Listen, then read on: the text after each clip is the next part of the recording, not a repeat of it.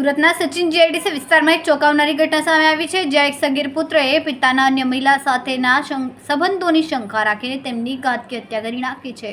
આ સમગ્ર ઘટના અંગે પોલીસે તપાસ શરૂ કરી છે.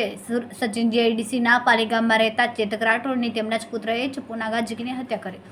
પુત્રને શંકા હતી કે તેના પિતાને પડોશમાં રહેતી એક મહિલા સાથે પ્રેમ સંબંધ છે. આ બાબતને લઈને પિતા પુત્ર વચ્ચે વારંવાર ઝઘડા થતા હતા. શુક્રવારે રાત્રે આ મામલે ફરીથી ઉગ્ર બોલાચાલી થઈ હતી. વાત એટલી બધી વણસી ગઈ કે આવેશમાં આવેલા સગીર પુત્રએ રસોડામાંથી ચપ્પુ લઈને પોતાના પિતા પર જીવલેણ હુમલો કર્યો. હુમલામાં ચેતક રાઠોડને ગંભીર ઇજાઓ થતાં તેમનું ઘટના સ્થળે જ મૃત્યુ પામ્યા. આ ઘટનાની જાણ થતાં સચિન જીઆઈડીસી પોલીસનો કાફલો તાત્કાલિક સ્થળ પર દોડી આવ્યો. પોલીસે મૃતદેહનો કબજો લઈને પોસ્ટમોર્ટમ માટે સિવિલ હોસ્પિટલ મોકલી આપ્યો. પોલીસે ત્વરિત કાર્યવાહી કરીને સગીર પુત્રની અટકાયત કરીને વધુ તપાસ હાથ ધરી છે. આમ કે જો મરનાર તમારા કોણ થાય છે, કયા કારણોસર હત્યા થઈ છે? તમારું નામ? મારું નામ સતીશભાઈ છે. શું હતી ઘટના?